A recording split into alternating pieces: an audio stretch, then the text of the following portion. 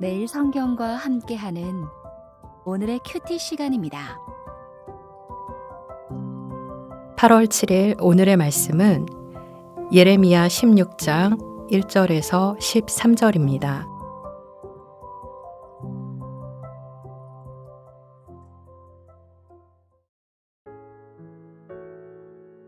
여호와의 말씀이 또 내게 임하여 이르시되 너는 이 땅에서 아내를 맞이하지 말며 자녀를 두지 말지니라.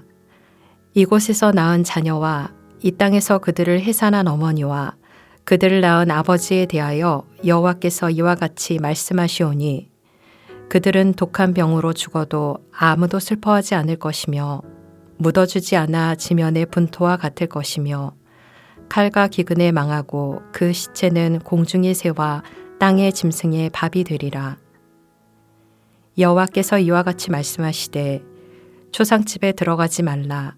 가서 통곡하지 말며 그들을 위하여 애곡하지 말라. 내가 이 백성에게서 나의 평강을 빼앗으며 인자와 사랑을 제함이라. 여호와의 말씀이니라. 큰 자든지 작은 자든지 이 땅에서 죽으리니 그들이 매장되지 못할 것이며 그들을 위하여 애곡하는 자도 없겠고 자기 몸을 베거나 머리털을 미는 자도 없을 것이며 그 죽은 자로 말미암아 슬퍼하는 자와 떡을 떼며 위로하는 자가 없을 것이며 그들의 아버지나 어머니의 상사를 위하여 위로의 잔을 그들에게 마시게 할 자가 없으리라. 너는 잔치집에 들어가서 그들과 함께 앉아 먹거나 마시지 말라. 만군의 여호와 이스라엘의 하나님께서 이와 같이 말씀하시니라. 보라, 기뻐하는 소리와 즐거워하는 소리와 신랑의 소리와 신부의 소리를 내가 내 목전, 내 시대에 이곳에서 끊어지게 하리라. 내가 이 모든 말로 백성에게 말할 때에 그들이 내게 묻기를 여호와께서 우리에게 이 모든 큰 재앙을 선포하심은 어찌 됨이며 우리의 죄악은 무엇이며 우리가 우리 하나님 여호와께 범한 죄는 무엇이냐 하거든. 너는 그들에게 대답하기를 여호와께서 말씀하시되 너희 조상들이 나를 버리고 다른 신들을 따라서 그들을 섬기며 그들에게 절하고 나를 버려 내 율법을 지키지 아니하였음이라. 너희가 너희 조상들보다 더욱 악을 행하였도다. 보라, 너희가 각기 악한 마음의 완악함을 따라 행하고 나에게 순종하지 아니하였으므로 내가 너희를 이 땅에서 쫓아내어 너희와 너희 조상들이 알지 못하던 땅에 이르게 할 것이라. 너희가 거기서 주야로 다른 신들을 섬기리니 이는 내가 너희에게 은혜를 베풀지 아니함이라 하셨다 하라. 선지자는 하나님을 볼 수도 없고 듣지도 못하는 자들에게 하나님이 어떤 분이시며 그분의 뜻이 무엇인지를 보여주는 존재입니다. 그래서 선지자의 말과 행동은 하나님의 메시지를 전달하는 도구가 됩니다. 오늘 우리가 묵상하는 내용은 삶으로 증언하는 선지자의 이야기입니다. 보기는 보아도 보지 못하고 듣기는 들어도 듣지 못하는 자들에게 직접 선지자의 삶으로 보여주며 깨우치기에는 삶으로 말해요 시간입니다. 자, 하나님은 예레미야의 어떤 삶을 통해 당신의 뜻을 보여주실까요? 먼저 1절에서 9절까지의 모습을 살펴봅시다. 이 부분은 선지자를 통해 삶으로 증언하는 하나님의 메시지를 보여줍니다. 하나님은 선지자에게 크게 세 부분을 금지하게 하시는데요. 먼저 1절부터 4절을 보면요. 결혼하지 말라고 말씀하십니다. 유대인 남자들은 대부분 일찍 결혼합니다. 하지만 그는 결혼할 수 없습니다.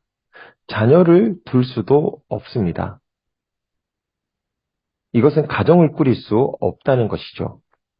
이것을 통해서 하나님은 이곳에서 낳은 자녀, 해산한 어머니, 그들을 낳은 아버지, 즉 가정에게 얘기를 하는 것이죠. 경고하는 것입니다. 왜 이렇게 가정을 두지 말라고 할까요? 곧 끔찍한 일들이 벌어질 것이기 때문입니다. 독한 병으로 죽게 되고 지면의 흙과 같이 될 것이며 칼과 기근에 망하고 시체는 짐승의 밥이 될 것이니 지금 결혼할 때가 아니라는 것이죠. 가정이 없고 자녀가 없다는 것은 이제 이 사회에 종말이 올 것이라는 것을 예고하고 있는 것입니다. 두 번째, 5절에서 7절 말씀을 보면 이제 하나님은 예레미야에게 초상집에도 들어가지 말라고 하십니다.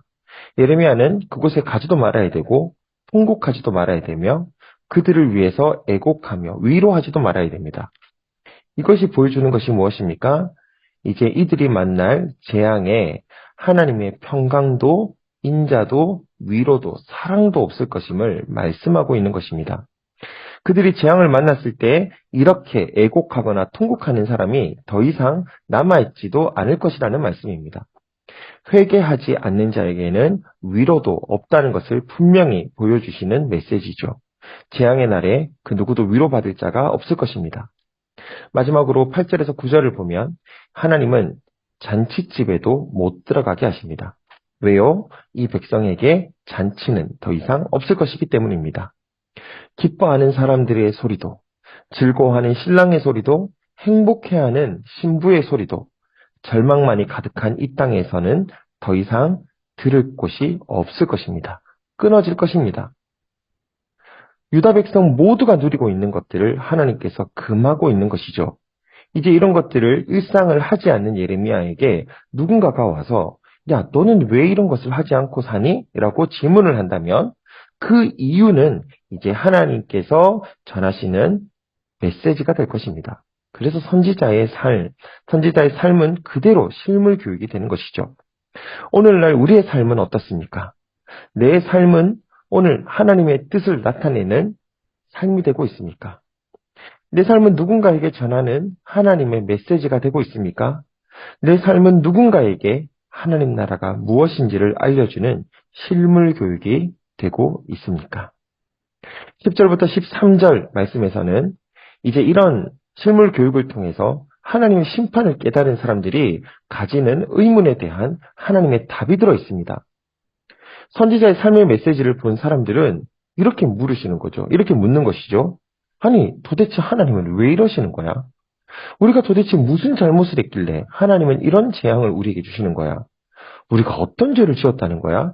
그것이 10절의 내용입니다. 우리의 삶이 누군가에게 메시지가 될 때 그 메시지를 본 사람들은 이런 질문들을 하는 것이죠. 왜?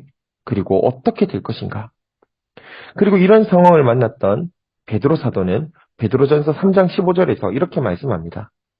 너희 마음에 그리스도를 주로 삼아 거룩하게 하고 너희 속에 있는 소망에 관한 이유를 묻는 자에게는 대답할 것을 항상 준비하되 온유와 두려움으로 하고. 선지자는 이유를 묻는 사람들에게 정말 온유와 두려움으로 하듯이 설명합니다. 이것은 5절 말씀처럼 이렇게 된 이유는 너희가 평강과 인자와 사랑을 주시는 하나님을 버렸기 때문이다. 그리고 그 구체적인 이들의 죄악된 행위가 11절부터 고발됩니다. 11절을 보시면 너희 조상들이 은혜의 통로인 하나님을 버리고 다른 신들을 따라 그들을 섬기며 그들에게 절하며 율법을 지키지 않았기 때문이다. 그런데 12절을 보면요. 너희는 너희 조상보다 더욱 악을 행하고 순종하지 아니했다 라고 말씀합니다. 그래서 13절에서 어떻게 얘기하십니까? 이 땅에서 쫓겨나서 살게 될 것이다. 주야로 다른 신들을 섬기면서 살아가게 될 것이다. 이것이 선지자의 삶을 통한 하나님의 메시지였습니다. 하나님의 은혜를 거부한 백성의 결론, 하나님의 은혜를 버리고 각기 마음의 완악함을 따라 악을 따라 행한 이 백성들의 결론은 너무나도 자명한 것이었습니다. 그 누구도 항변할 수 없는 정당한 일이었습니다. 사랑하는 여러분, 오늘 우리의 삶은 어떻습니까? 우리는 하나님의 은혜를 따라가고 있습니까? 아니면 우리의 완악하고 악한 마음을 따라 살아가고 있습니까? 오늘 우리의 삶은 예레미야처럼 베드로처럼 누군가에게 질문이 되는 하나님의 메시지로 살아가고 있습니까? 오늘 하루도 완악한 마음이 아니라 주님의 말씀을 따라 살아가며 누군가에게 소망의 이유를 설명해주는 하나님의 메신저들이 되시기를 주님의 이름으로 축복합니다. 기도하겠습니다. 하나님 아버지, 오늘도 우리를 이 수많은 사람들 가운데서 우리를 보내주시고 그들에게 하나님의 말씀을 말로써 또 삶으로써 전달하는 존재로 세워주심을 감사합니다. 우리가 먼저 정확한 하나님의 말씀을 깨닫기를 원합니다. 그 말씀을 순종함으로 복을 얻게 되기를 원합니다. 그리고 누군가에게 하나님의 소망과 심판을 전해줄 수 있는 주의 메시지가 될 수 있도록 오늘도 우리의 삶을 인도하여 주시옵소서. 예수님의 이름으로 기도드립니다. 아멘.